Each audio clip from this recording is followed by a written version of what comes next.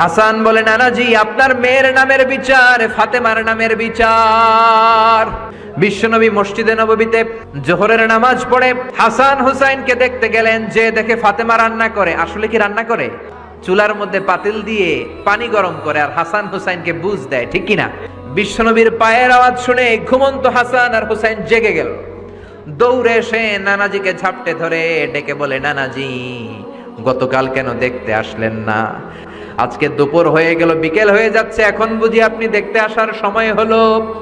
বিশ্বনবী বললেন, হাসান হুসাইন এই তো এইমাত্র জোহরের নামাজ পড়ে আসলাম, তোমাদের খোঁজ খবর নিতে এসেছি। হাসান আর হুসাইন বলল, কি খোঁজ খবর নিবেন?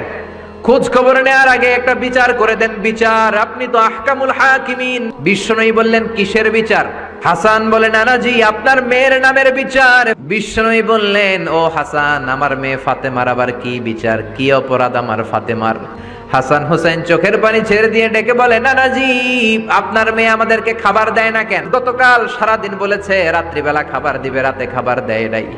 আমাদেরকে বলেছে তোমরা ঘুমিয়ে যাও, আমি রান্না করি, সকালে দিব। ঘুমায় গেলাম, সকালবেলায় খাবার চাইলাম, আপনার মেয়ে ফাতেমা তখন আমাদেরকে খাবার দেয় না। দাদা, আমরা ছোট্ট দুইটা মানুষ ক্ষুধার জ্বালায় বেহুশ হয়ে যাই, আর সহ্য করতে পারি না, আপনার মেয়ে খাবার দেয় না।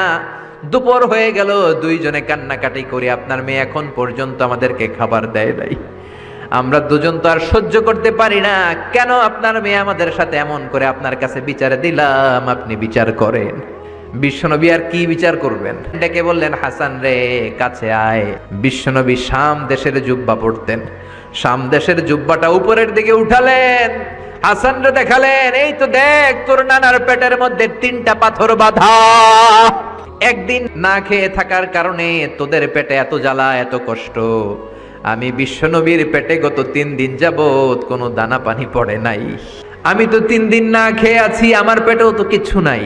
নানাও কাঁদলেন, নাতিও কাঁদলেন, পুরো পৃথিবীও কাঁদলো, ঠিক কিনা?